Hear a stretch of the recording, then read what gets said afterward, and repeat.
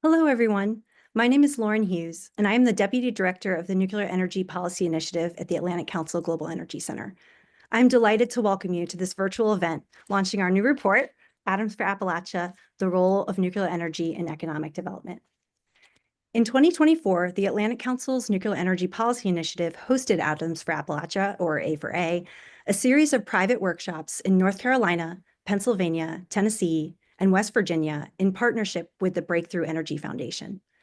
These conversations explored the potential for advanced nuclear energy technologies to play a critical role in states' energy futures and economic development. I cannot pick a favorite state, and those I mentioned were in alphabetical order. However, I can state that I have the honor of introducing our keynote speaker, the Honorable Chuck Fleischmann, who is first on our agenda, and this is apt for two reasons. First, Congressman Fleischmann represents Tennessee's 3rd District, which encompasses Knoxville, where the Atlantic Council hosted its first A4A workshop in April 2024. We were fortunate to collaborate with Oak Ridge National Lab and the East Tennessee Economic Council. And second, Chairman Fleischmann champions nuclear energy policy in the House of Representatives and is a leader of many nuclear-related caucuses. I've had the honor of hearing him speak to the importance of nuclear energy, the storied legacy of U.S. innovation in nuclear science, and the through line between maintaining a robust domestic nuclear industry and the ability for the United States to lead internationally in civil nuclear energy. We are so fortunate to have you with us today, Mr. Chairman. The floor is yours. Well, Lauren, good morning and thank you. And I can pick a favorite state, the great state of Tennessee. I'm joining you actually from outside of my district. I don't want our wonderful listeners to think I'm a lazy bum. We have a Christmas tree in the background because I'm actually at a hotel that celebrates Christmas 365 days a year in Pigeon Forge. So I'm joining you from there, from their business development center. But thank you. What a privilege. Let me begin by thanking the Atlantic Council. To be short about it, I'm a fan. I enjoy everything you do, your dinners, your policies, and especially this, because you're dealing not only with nuclear, but you're dealing with a part of the world that needs help, Appalachia. I actually received the Appalachian Business Award from Miss Manchin. I got their Champion Award. So I'm very, very pleased to have gotten that. And I thank you very much for this. So this event is just perfect for me.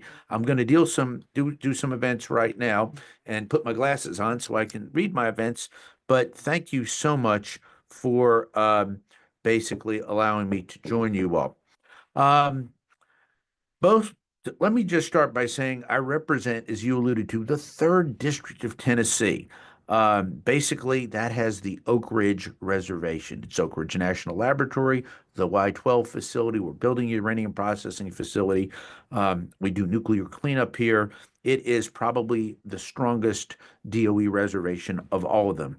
You're absolutely right. I fund all of them in my role as chairman of Energy and Water. They're all near and dear to my heart. Our national labs, our DOE reservations, whether it's Savannah River, Hanford, Los Alamos, but I represent Oak Ridge, and I represent counties that are actually in Appalachia in the northern part of my district. So again, a perfect fit for us. In addition to being an appropriator and serving on 3 subcommittees, I also serve on the Science, Space, and Technology Committee and on their energy subcommittee. So I'm all about energy, energy, energy. If you've asked anyone from President Obama forward now to President Trump and in between, they would say Chuck Fleischmann energy, and they would say Chuck Fleischmann nuclear energy. In addition to that, I chair 8 caucuses. And for those listening, I know our great friends at the Atlantic Council like our caucuses because they're bipartisan. We all work together on common ground, which has increasingly been more difficult. But I chair 8 energy-related caucuses, including my new one I want to talk about, the American Dominance in Energy Caucus. So as many Republicans and Democrats in there, but I really want to talk primarily today about what we're doing in nuclear. But I wanted you to let you know I'm dealing with everything in that sphere. Um, Let me talk about why nuclear. Um, Without being too braggadocious, I would say this. I'm probably the greatest proponent of civil nuclear energy in either house right now. Now, there's a reason for that. Some of my friends retired. One of my dear friends actually lost his seat. And I'm trying to build back interest, bipartisan interest, and bicameral interest. I never forget our good friends in the United States Senate. I know many of them, but I have basically inherited the role of being the nuclear champion in Congress. And I need your help and I need your advocacy in that regard. Um, why? Because we're going to have a need for more energy. The one thing that has been made clear to me over the past probably 4 years, America and the world's appetite for energy is going to boom. It's inevitable. And if we're going to get there, we're going to need nuclear to be part of that. In our great country, 20% of the base load right now is civil nuclear. Couldn't be more excited that we're basically opening up some new nuclear plants. Looks like up in Michigan, they're going to bring one back. Three Mile Island is coming back. But I'm really working very hard in Congress on these smaller reactors, not just the micro reactors and the SMRs, but advanced reactors as well. And I couldn't be more pleased to work with our colleagues in fiscal 2024. We had a bill that really promoted new nuclear in a great way. It was actually signed into law. In 2025, we had a wonderful bill in the House that I drafted with my very adept staff to basically really promote new nuclear, $8.9 billion. Now, our friends in the United States Senate, and I respect that, were at about 775 million. The reality was that the bill never came into fruition. We just signed a continuing resolution and kept the government open. But the reality is, we've got a situation where, um, in a nutshell, um, we are basically working to fund new nuclear. I can say this for 2026. It will be a robust bill that I write and hopefully get passed for new nuclear, all forms of that. I want to talk about our friends in Europe. I have been I have been meeting with our Romanians. Um, I wanted to talk with you about that. These countries want to do business with the United States. Many of them have said no to Russia. Many have said no to China. And that's sometimes difficult to do. Why? Because our adversaries, sadly, are very good at this. They'll go in and design a nuclear power plant, they'll fuel a nuclear power plant, um, they'll run a nuclear power plant, and they'll actually take the spent fuel from a nuclear power plant. The reality is, candidly, that's competition. So I'm talking with these folks. They come to the United States. We meet with them there. But I'm so thrilled to see that America is making an investment in new nuclear because we have to compete. And I'm also going to say this. Uh, our friends, our allies, and I'm going to be specific, South Korea and France are very good at this as well, but they're competition. Um, and if we're going to get into this space and dominate and win, we've got to do that. I will say this. I worked very hard with our great governor, Bill Lee, who's just wonderful, on a deal to bring Orano, the French nuclear enricher and reprocessor, to the great state of Tennessee. And in your opening remarks, Lauren, you were so right. I love all of our 50 states, and you can't pick one. I'm going to tell our listeners a story. Orano was looking at states all across the United States. Where were they going to go? And the bottom line was Tennessee was not even on their radar. But because of Oak Ridge and because of my advocacy for nuclear energy and financing of the same, and because our governor had a vision, putting up a fund for new nuclear and leading among all governors, after they took a look at Tennessee, they would not go anywhere else. It was incredible. So Tennessee is open for business for new nuclear, and we are gaining more and more business in that regard. And Orano has basically been part of the largest deal in Tennessee history. Kudos go to our state leaders. I know they're on here. I could not have done that without them. As a matter of fact, I came in basically to help close the deal, and I did. So they did an outstanding job. Um, Wanted to talk about investment in Appalachia.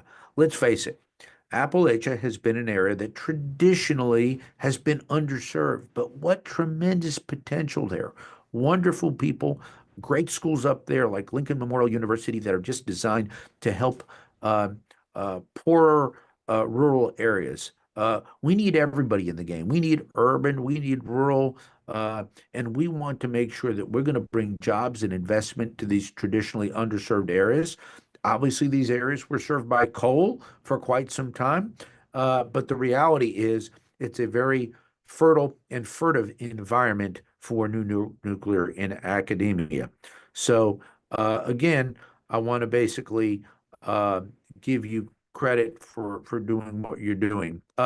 Also, I've got to talk about enriched uranium. There's a ban now on Russia, and there should be. I voted for that coming out of the Russia-Ukrainian war. We're going to need enriched uranium in the United States. We're going to need low enriched uranium, which we're using in our nuclear fleet right now. We're going to need HALEU, which is uranium that is enriched less than 20%, usually 19.5%. Why? Because that's going to be the chosen fuel for the Generation 4 nuclear reactors. And there are several good companies, X Energy, TerraPower, Kairos, and others that are working on new generation of nuclear designs. But we need the fuel. And in order to do that, America is going to have to do that. I talked a little bit about working across the aisle. My 8 caucuses have a corresponding Democrat working with me. I think that's very important. Bill Foster of Illinois was very adept. I tell him he gets his science right and his politics wrong. He's a friend. I get about half a smile on that from him, but he does. He works very, very hard with me on that. He's my co-chair on the Advanced Nuclear Caucus, and I want to encourage everyone to work together and come to our caucuses that we've got. Um, Basically, in closing, I want to talk with you about uh, my advocacy and optimism for new nuclear. Um, I've worked on this now for 15 years. I worked with Ernie Moniz from the Obama administration, with Rick Perry in the first Trump administration, with Jennifer Granholm in the Biden administration, and now Chris Wright, who's outstanding. We're going to have a strong, strong advocate for new nuclear. As a matter of fact, I had him come to Oak Ridge already and spend 2 days seeing what we're doing, and it's wow. But the reality is, America is open for new nuclear. We've got the technology. We've got now the financing. I think we've got academia, industry, think tanks like the like the Atlantic Council and others working with us. The future is bright for nuclear, but we've got to get it done sooner than later. In conclusion, we need to get one built, a smaller one built. I think the first one's going to be probably a GE Hitachi reactor for TVA at Clinch River, but there's a lot of technologies out there. I hope that when we meet within a decade, hopefully at an Atlantic Council event, that we'll be able to say, look at all the multiple small modular and advanced reactors across these great United States and that we're exporting to the world. With that, I'm going to say thank you and yield back. It's been a privilege to be with you all today. Mr. Chairman, thank you so much for taking the time to be here with us. I can't believe that with all of those duties of chairing 8 different caucuses that you could carve out these few moments to be with us. I so appreciate the breadth and the depth of your remarks, where you focused all the way from the local to the international. You covered the contributions of the existing fleet and the bright future that we hope and will work to show that is in store for new nuclear reactors all around the country and in Tennessee. So thank you again so much for being here. It's a pleasure. And again, thank you to the Atlantic Council for all that you do. It's just a great organization, and it's a privilege to participate with you all. Thank you. Thank you, sir. And now it's also my honor to introduce Lisa Marshall. Lisa is the president of the American Nuclear Society and an extension assistant professor at North Carolina State University. Lisa, you kindly attended one of our A4A workshops last year, and one of your pieces on the nuclear innovation ecosystem actually served as a launch point for me in writing this paper. I really so appreciate you taking the time to be here with your busy schedule. I know you too are focused about domestically and internationally through ANS alongside your teaching responsibilities. So with that, the floor is yours, and thank you for being here.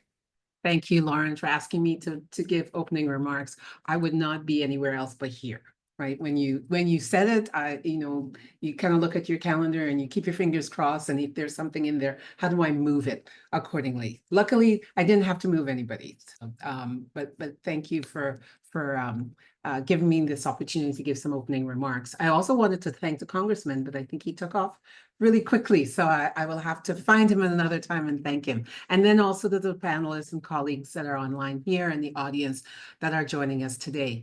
I'm going to kind of follow up on what the congressman had to say, right? That electricity, and the way I phrase it when I speak with our representatives, both at the national, international level, and then with various communities, is that electricity and more broadly energy is a foundation and very much transformative in the era that we find ourselves today and into the future. It impacts the work and the lives we live in rural, suburb, and urban centers. And it's really the bloodline of modern society, of communities near and far.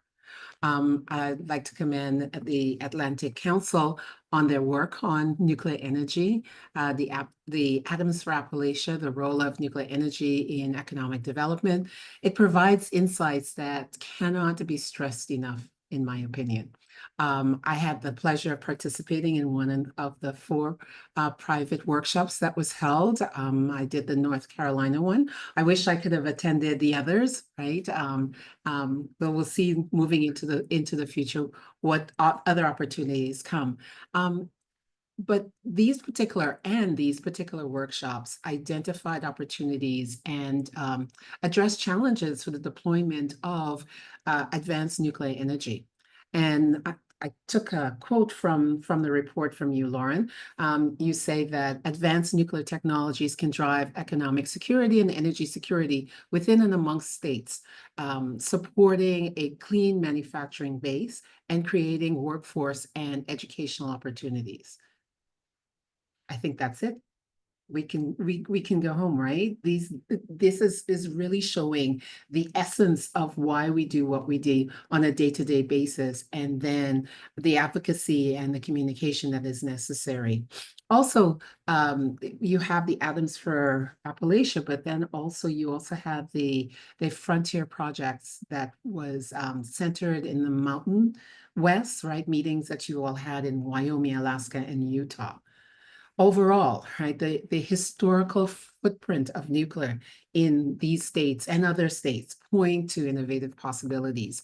And so how do we reimagine our nuclear futures? What does our ecology of people, of policies, of products need to be? Geographically different, yet with common threads of Appalachian resources, of Mountain West resources, of the African continent resources, Central Europe, the Americas, you name it, right? There are certain resources that that put nuclear energy in a particular light for our futures as a whole. There's economic, energy, and national security, and they're all bounded together for better or for worse. For the first movers of advanced technologies will not only signal local, regional, and national but I can't stress enough also international, right? That continued and expansive importance of energy overall, and then of nuclear energy in particular. And we have a number of different reports, right, coming from DOE, the Pathways to Commercial Liftoff report that takes a look at the U.S. Nuclear capacity needs into the future, 200 to 300 gigawatts by 2050, and a workforce of approximately 375,000, along with a sturdy supply chain. We've seen indications of nuclear expansion, whether we're talking about co-location between reactor developers, end users, and plant operators, especially as we speak about, for example, data centers, right? There are challenges, of course, to deployment and development and deployment, the infrastructure that is necessary to kind of to breathe life into kind of the next generation, right? These workshops spoke about the decarbonization of manufacturing sectors and the power sectors, revitalization of spaces and places in our energy transition era. These actions need to be taken carefully, cautiously, and we need to manage expectations as well. We have early site permitting, we've had demonstrations and test reactors, designs are afoot, MOUs are being signed, literally seems every day. The physicality of advanced nuclear requires continued thought and precise actions. And I think we're well on our way. We do have some hiccups, or most of my career, 22 years, in the nuclear enterprise, with that particular lens. How do we build out the future workforce? Engagement at all educational and professional levels. How do we enhance public outreach? Pre-college attention. And I think about the work being done by the American Nuclear Society, where we're doing the Navigating Nuclear program, and hands-on learning, right? So the approach to lifelong learning. There's an enrollment cliff, and you're hearing more and more about it, where the number of high school graduates is plateauing to about 3.8 to 3.9 million. And by 2014, no more than 4 million. Are we ready for a sector to sector pulls and pushes? Human capacity building is vital for the nuclear sector. So I'm just going to end by saying I have questions, and I know we all have questions, and we're hopefully going to touch on some of them today. They're in the report, and I think we need to continue to ask these sets of questions. How do states rise together, leading and succeeding in this space? What role must be played by local, state, and regional entities? What should a nuclear innovation ecosystem among states and their stakeholders look like, and the possibilities for other ecosystems inside and outside of the United States? This is an important journey that we're on. Its landscape is being transformed in very particular, and I would say altering ways, challenges into opportunities. I look forward to our discussion. Thank you. Thank you so much for that, Lisa. I wish we had time to use any of those launch points and tease out the whole remainder of the hour, but I don't want to take away the time from the rest of the panelists. But my goodness, I think I liked that you flipped for a second students with states, because I hope we can all come away with a curiosity and continue to try and learn and localize that with sensitivity, as you said, with to community engagement that will be essential to realizing what the future nuclear innovation ecosystem will look like. So thank you again, and we will certainly turn back to you for some closing thoughts based on what we hear from our panelists. And with that, I would like to introduce our panelists for the moderated discussion. We have Ken Canavan, president of E4 Carolinas, Molly Cripps, the director of the Office of Energy Programs from the Tennessee Department of Environment and Conservation, Shola Talabi, from the president of Pittsburgh Technical, and Justin Williams, the director of Affiliated Construction Trades West Virginia. I was hoping to start for this first segment of our talk to have all of you say who you are, what you're working on, and to give the broad strokes of what the energy policy is in your state and how nuclear may or may not fit into that at this time. Ken, would you mind giving us some of your background and and an overview of your leadership at E4 Carolinas, as well as how nuclear energy contributes to North Carolina's existing energy needs? Sure. Well, my name's Ken Canavan, and I'm the president of E4 Carolinas. I've had a long storied history in the energy industry. I've been in the energy industry for I think 39 years. I started my career at the Davis-Besse Nuclear Power Station after graduating college, and I went to 3 Mile Island and then Oyster Creek, and Epry, Westinghouse, and now E4 Carolinas. I will say I've been a lifelong member of the American Nuclear Society, Lisa. So you'd be proud to know that I joined the American Institute, the ANS, back in 1986. So I might have even been 85. A little scary. So North Carolina, all of the states in the Southeast, including North Carolina, the energy is a moving picture for us. In 2012, most people don't realize this, but as recently as 2012, 50% of the electrical power generated in North Carolina came from coal. That's transitioned to very recently, coal represents about 10%. Solar represents about 10%. But nuclear represents almost 34% of the electrical production in North Carolina, and that's 5th in the nation. And so nuclear is a big piece of the history and the electrical production in North Carolina. And it's really part of the economics. And if I can just take a short journey and tell a quick story, I love to tell stories. So when I was at Oyster Creek in New Jersey, we were planning to store some spent fuel in dry storage, and there were township hearings. Oyster Creek was located in Lacey Township, which is a retirement community. And those of you who know about retirement communities, the town meetings are entertainment. It's almost like a movie and a show. And so the spent fuel was being moved, and the town had some town hall meetings to discuss it. And during these town hall meetings, they were talking about the economic benefit of the plant, and they just kept talking about economic benefit. And then one of the audience asked, "Well, what is that benefit?" There was a quick conversation, and the mayor of the township got up and said, "Well, we have an annual budget of $13 million for our township, and Oyster Creek pays 12 of that."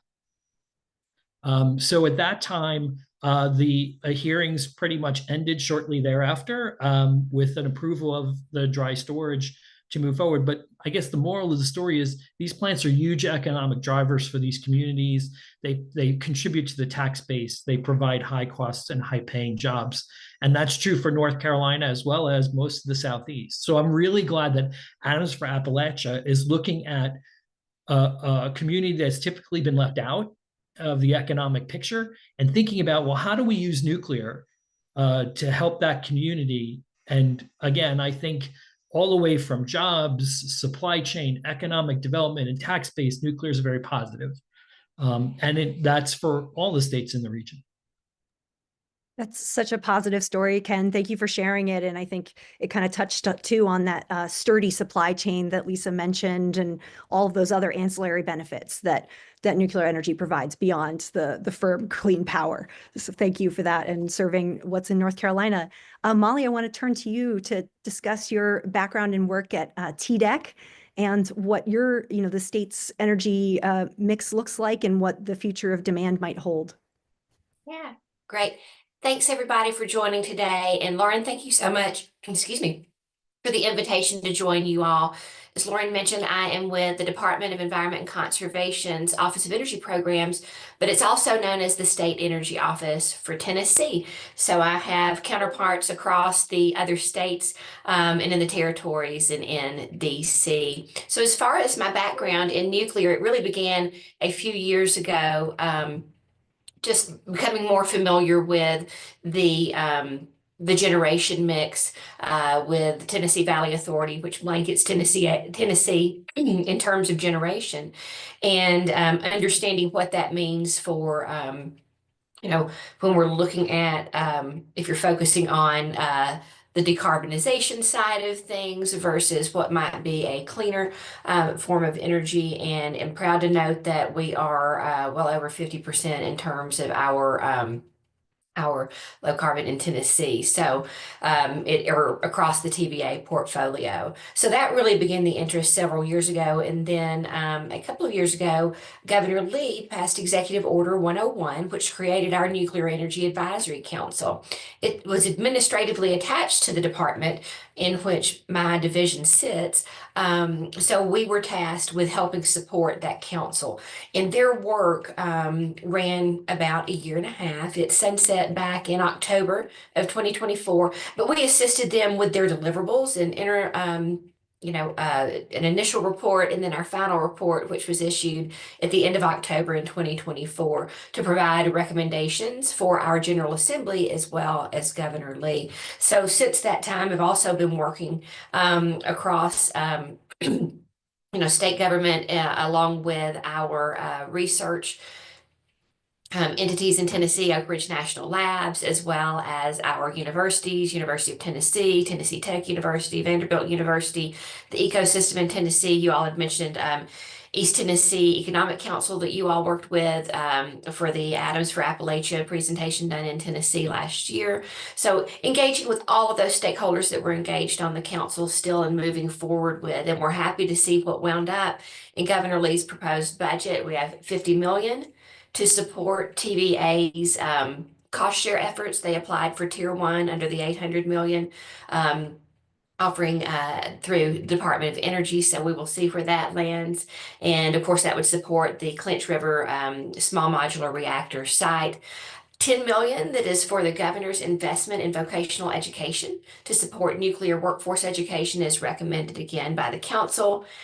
$2.6 million to develop the nation's first regulatory framework for commercial nuclear fusion power. So I don't want to leave fusion out, but personally worked on that particular ask and was just absolutely delighted to see that it was included.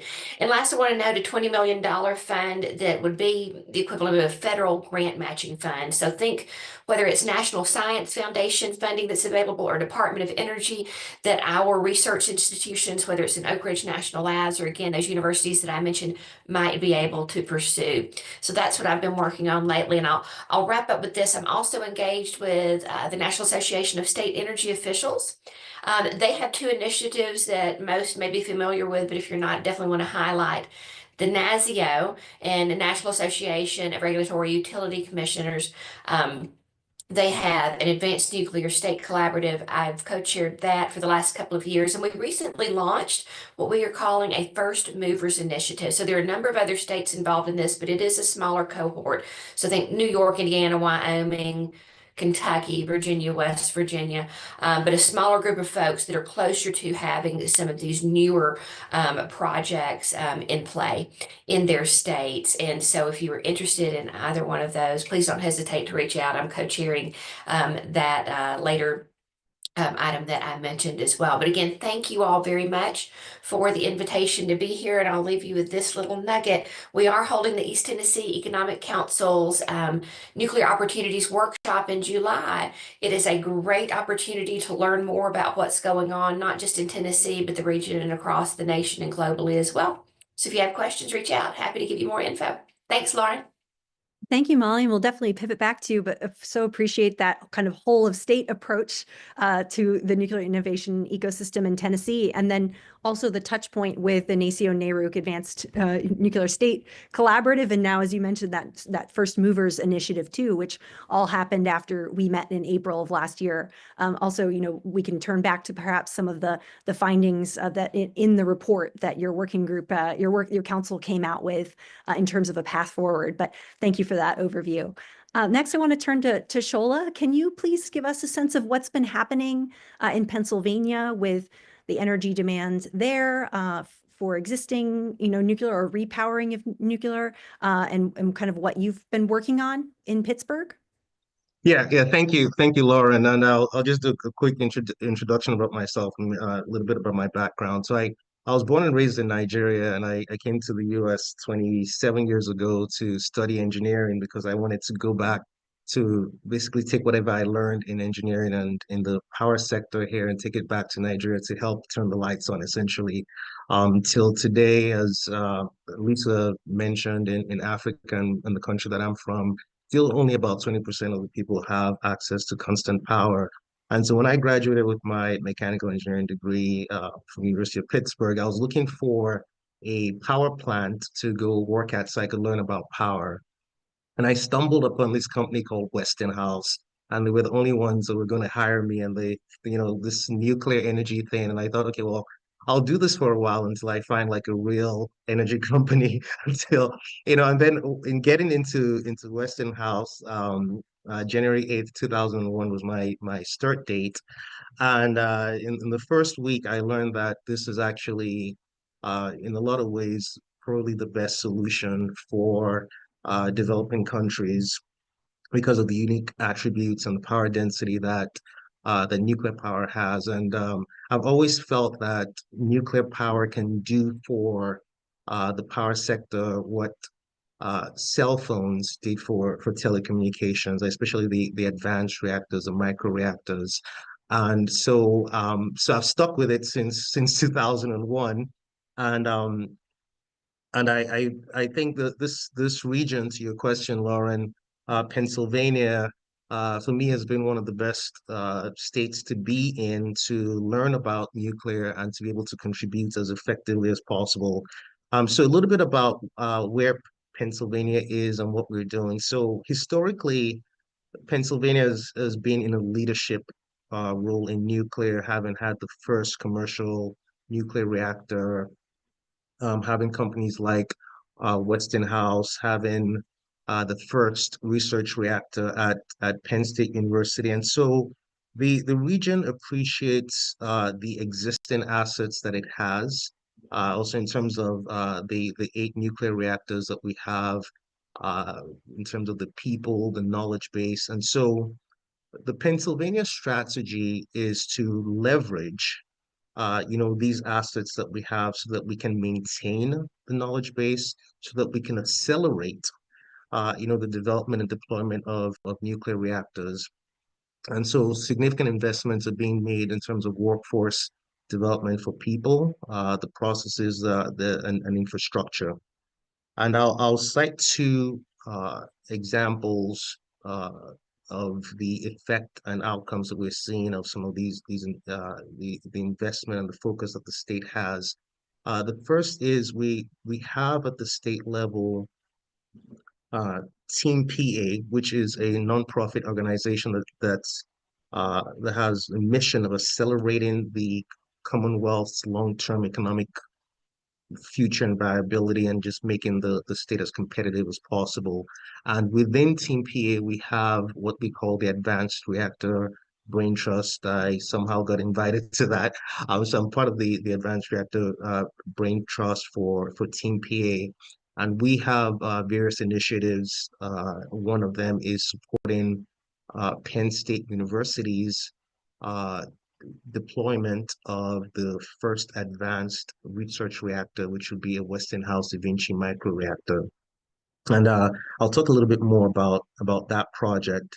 But also, Team PA has been instrumental in supporting the restart of Unit 1, TMI, 3 Mile Island Unit 1. It's now called the Crane Energy Center. It's a partnership between Microsoft and Constellation Energy, which will provide 800 megawatts of carbon-free energy to power Microsoft's data centers. Lisa had alluded to the significant increase in energy demand that we're seeing coming from data centers, and how nuclear power in some ways has been identified as one of the best options to power these data centers, especially for companies that have decarbonization objectives. That project is expected to to be restarted. The plan is expected to be restarted in 2028. It involves, again, significant modernization efforts in terms of safety, security, advancements that are going to be incorporated into the plant. And it's a 20-year power purchase agreement between Microsoft and Constellation that will again create thousands of jobs and significant economic development in the state. So it's a project that we're very excited about. And so that's some of what's happening in Pennsylvania. And like I said, I'll talk a little bit more about the Penn State Frontier Microreactor project later. Thank you so much for that, Shola. And I know you were selected for good reason. You've been part of the National Academies of Sciences studies and many other things that I wish we had more time to delve into. But so appreciate your focus on energy access as well, which I think has through lines both for domestically underserved communities and the internet for its international prospects too. Justin, I want to turn to you to talk a little bit about your work in West Virginia with Affiliated Construction Trades West Virginia. I know that West Virginia does not at this time have any operating nuclear reactors, but that certainly doesn't mean that your members aren't part of the supply chain and that there aren't nuclear related activities ongoing in the state. And certainly West Virginia has its own legacy of energy leadership and innovation beyond just nuclear generation. So could you please provide us of an overview of that? Yeah, Lauren, thanks for having us. It's always great to be able to represent union workers, construction workers, and that really do drive the economy forward. And that's something that we're proud to do here in West Virginia. West Virginia, yeah, as you said, is an energy state, has been since its conception. It's one of the few states that provides more energy to the grid than it uses. So we're proud of that. We're a proud energy state, always have been. Historically coal generation, but is really looking for opportunities to go forward. And nuclear was banned in West Virginia until a few years ago, and now we've removed that ban. Even this year in our legislature, there's some legislation moving that's looking at putting rules in place for construction in West Virginia.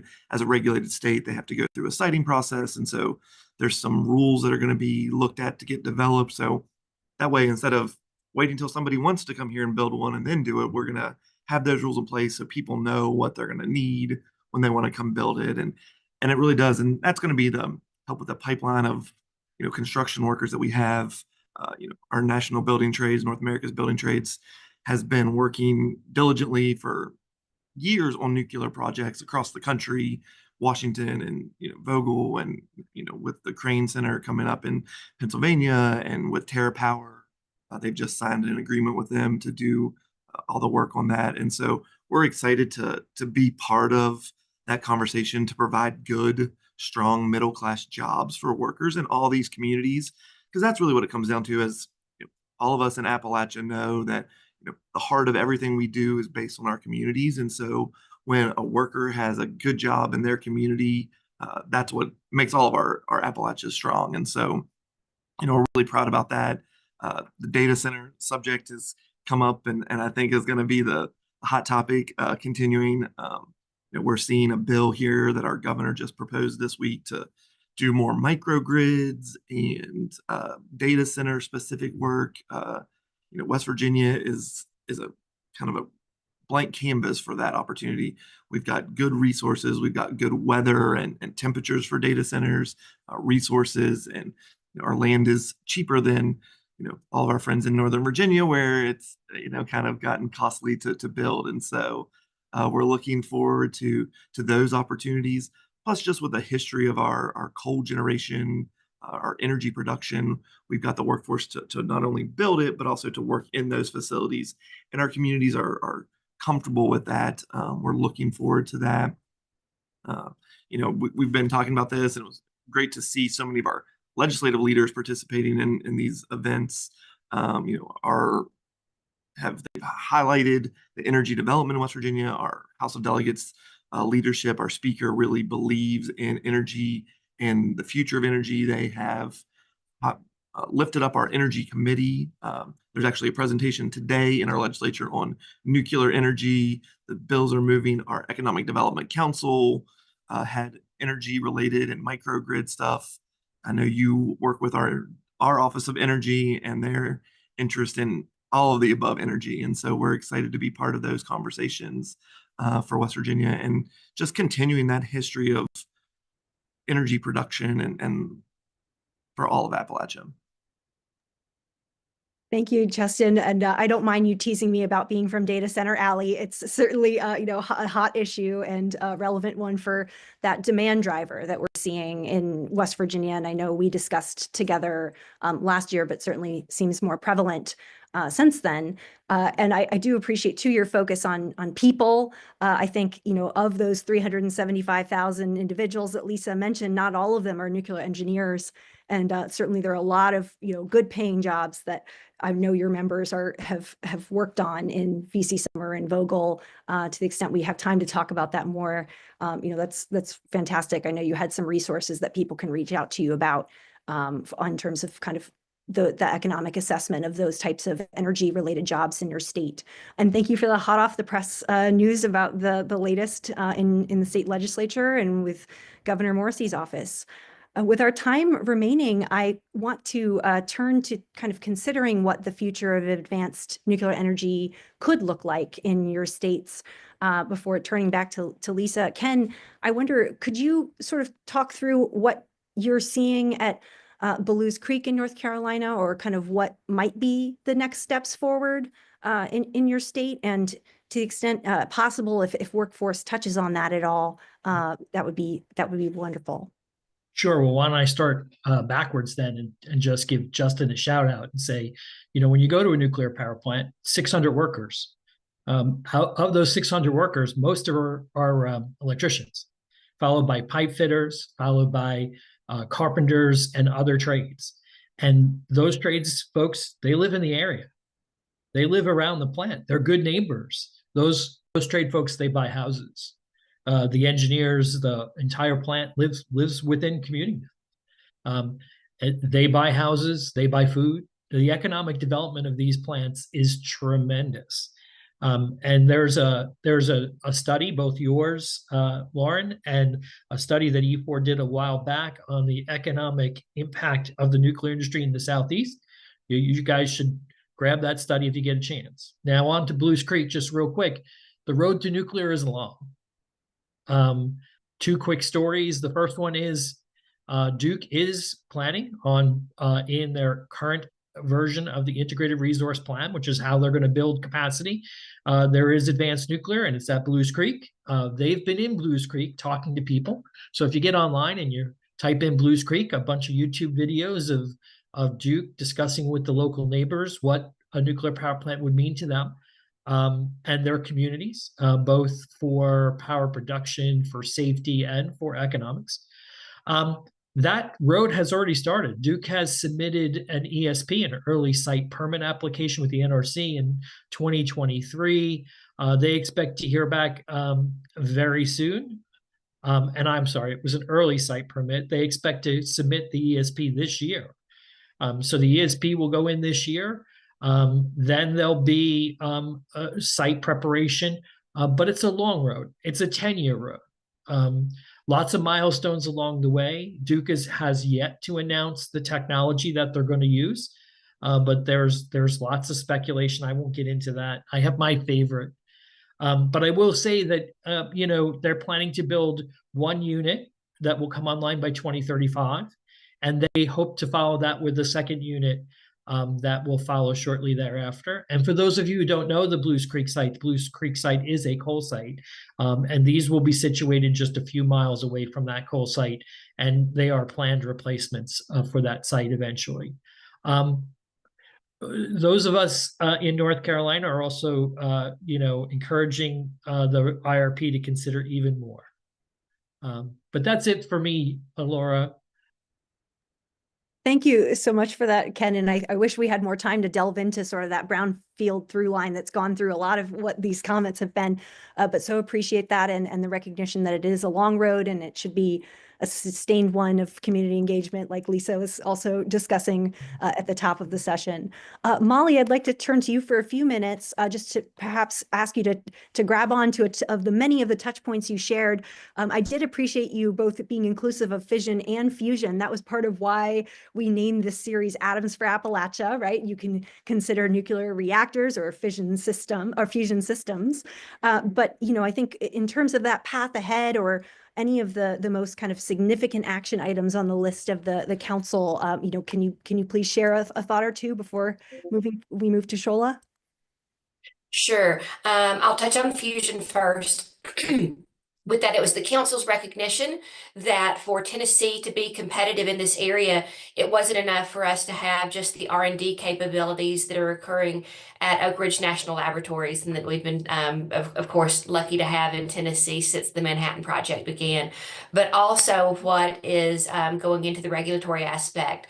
I would expect most on the call to be familiar with this, but those who are not, members of, or rather, what are called agreement states with the Nuclear Regulatory Commission are in a position such that it is their responsibility to develop such a regulatory program for fission, because they would be overseeing certain regulated materials within their state border. So that's just a high level overview simplification of why it's the states, certain states in the position that the NRC finds itself in with regard to fission.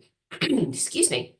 So the council recognized that, and in order to have that, when you don't have an existing regulated community, where are your fees coming from to run the program, right? So we were very delighted that they included that in the recommendation, and even more delighted to see that it landed in the governor's proposed budget. Not only is that for the funding for the program, but also looking at personnel for that. So our fingers are crossed. The General Assembly will pass that, and everything to date has said that. So, but they have also recognized, like many other states have, it's not just positioning the state with funding to recruit businesses, but also having that underlying workforce that's going to need to work there. And so beyond what is we have with our nuclear engineering programs at both the University of Tennessee and a newly rebooted one at Tennessee Technology University, it's also about what's going on at our colleges of applied technology and our community colleges, so that we're focusing on various technical aspects. It may not be in the engineering space, it might be something more in the electrician space, or as another, I believe Ken mentioned, the pipe fitters, etc. We're also needing to focus on folks who go out and do the community engagement, right? How are we going to go about educating those folks that are taking this beyond East Tennessee, Middle Tennessee, who have a greater comfort level with nuclear than perhaps our folks in West Tennessee? So the State Energy Office in Tennessee, we're going to be working on that. We've committed $500,000 over the next 5 years to work specifically on community education and outreach. I mention this because we are hopeful that what we pull together will be materials that any other state can take and then customize for themselves. And so, of course, we'll be working with Atlantic Council on that to make sure you all are apprised of what we get pulled together. And so certainly want your input on that where we can. But yeah, so those other touch points of workforce and community run through every other place, but certainly in Tennessee as well. And I'll close with don't forget the wonderful assets we have with our national laboratories. I know every state is not in the same position as Tennessee, but if you're not, I know that others in our region, such as Virginia and West Virginia, have been working with, say, Oak Ridge National Labs. But I know we have so many others, whether it's Idaho National Labs, Cyndia, Savannah River, etc., that can assist us along the way as we're all looking at nuclear options for our states. Thank you. Thank you, Molly, for charting the path forward. And I want to turn quickly to Shola. Could you touch on either the workforce or kind of the eVinci announcement that you mentioned earlier? Yes, yes.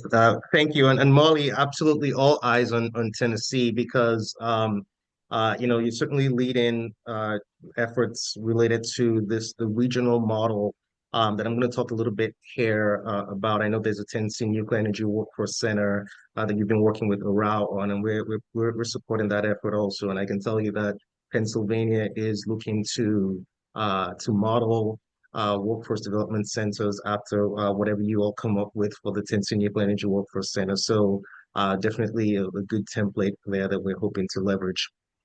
So I'll talk briefly about the Post-Industrial Midwest Appalachia Nuclear Alliance, which is an initiative out of Penn State that looks at how we can accelerate the development and deployment of advanced reactors, really starting with microreactors And we are looking to eventually have a workforce development center that supports the states around Pennsylvania. Like I said, we're looking to learn from Tennessee.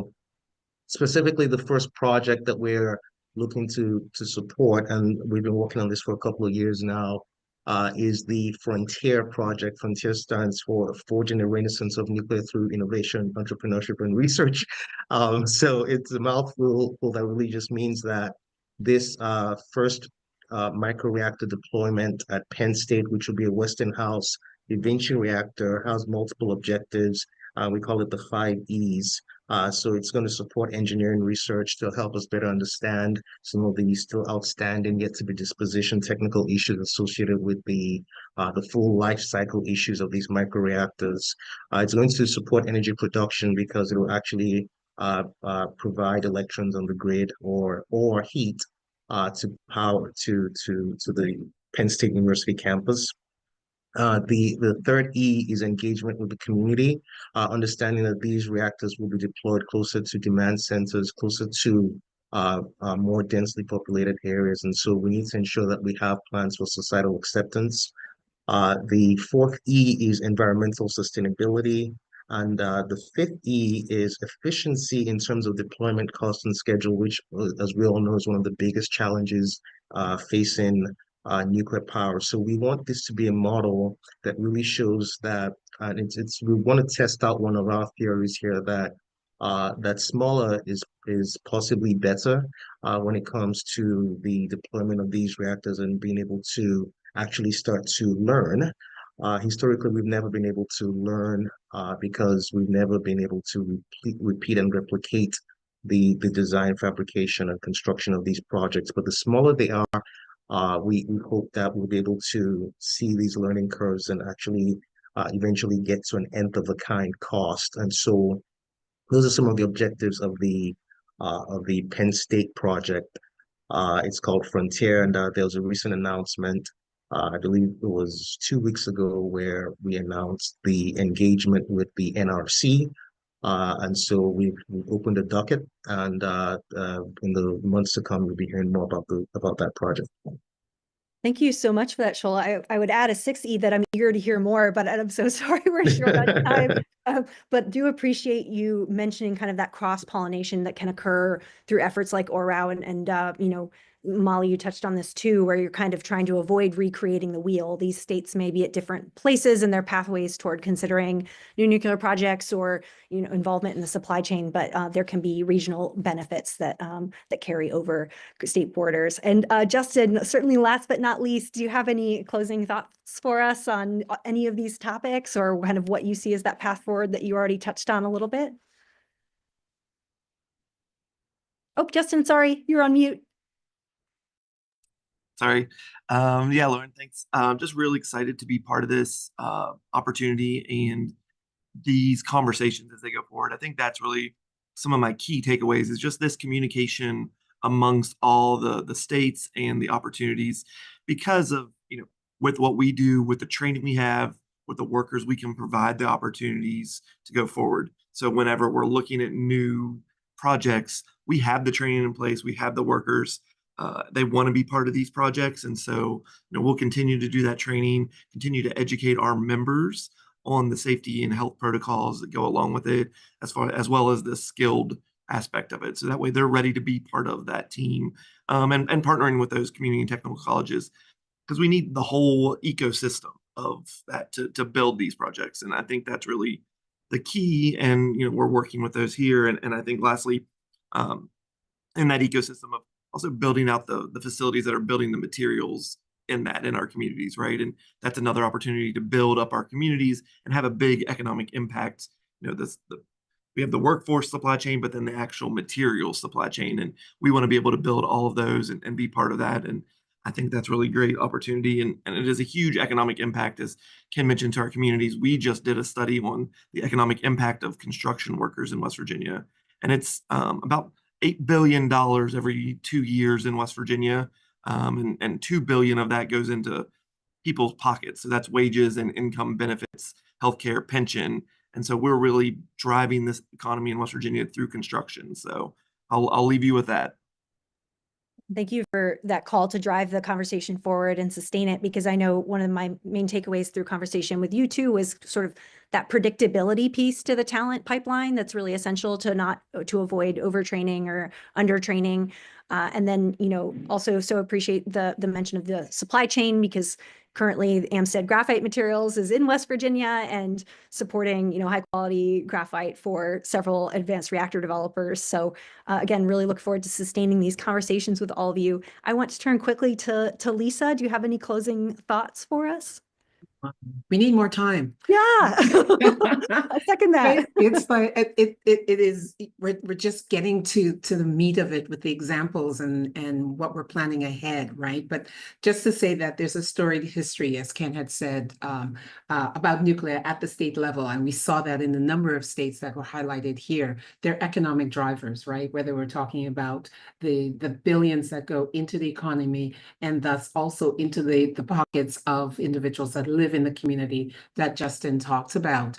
I really liked the comment and our approach from Sola and way that leapfrogging, like in telecommunications. I say time and time again in my class, my first year engineering class, just so to understand that we may be thinking about a particular technology, but there's a leapfrogging that is happening, and we have to take advantage of that every time, right? And set up the right environment for that to happen. There's a vital role for tradespeople in this storied history, has been and will be leading us into the future. And I have to go back to something I said at the very beginning. This is an important journey that we're on, and it's very transformative and in very vital ways for the nation as a whole, for communities. I want to start at that level, right? The people, for communities, for the state, for the regions. And we're seeing that, and this is an example of regions looking at the Southeast, and also for the world. I can't stress enough that what we do locally has an impact globally, right? And we want to have that impact, because then we're expanding our community, our whole community, and we're lifting up individuals here in the Appalachia region, right? And we know the kind of the landscape thereof, and then worldwide with this particular technology. Thank you so much for that, Lisa. I second that we needed more time together. I really look forward to an opportunity to hopefully see all of you in person. I do want to say, if you have enjoyed this conversation, I would encourage those watching to tune into a conversation that Ken and E4 Carolinas are stewarding with Lisa next week on the 27th, the state of nuclear. So look at the E4 Carolinas website to that effect for another hour of related material. But I really, again, want to thank, Lisa, Ken, Molly, Shoal, and Justin for sharing your time and expertise. It was certainly essential to us navigating this path forward today, and hopefully for sustained engagement as time goes on as we write this story. This is also true for those of you tuning in to this event who joined us at the A4A workshops. You may not be on screen with us, but you were crucial to the conversations we had in these states. And certainly for those of you who just tuned in because you are interested, thank you so much. We look forward to future engagement, and do not hesitate to reach out. I want to take one moment to thank Breakthrough Energy Foundation for their support, which enabled the 2024 workshop series and will support us through the workshops this year. A special shout out to Farah Benhamid, who was our former BE grant coordinator and helped shape the A4A workshop series. A brief thank you to Katie Austgen of the Nuclear Energy Institute for serving as a peer reviewer for the report. And lastly, I want to thank my Atlantic Council colleagues, the events and AV team that made this possible, Jennifer Gordon, the Nuclear Energy Policy Initiatives Director, who provided guidance on the A4A series, especially given her stewardship of the Frontiers project that Lisa mentioned with Idaho National Labs. And certainly last but not least, Amy Drake, my indefatigable colleague, who I couldn't have done this without. With that, thank you so much for tuning in today. Thanks again to all of our speakers. A virtual round of applause for you. And I look forward to future opportunities to engage. Have a wonderful rest of your week. Thank you so much. Thank you.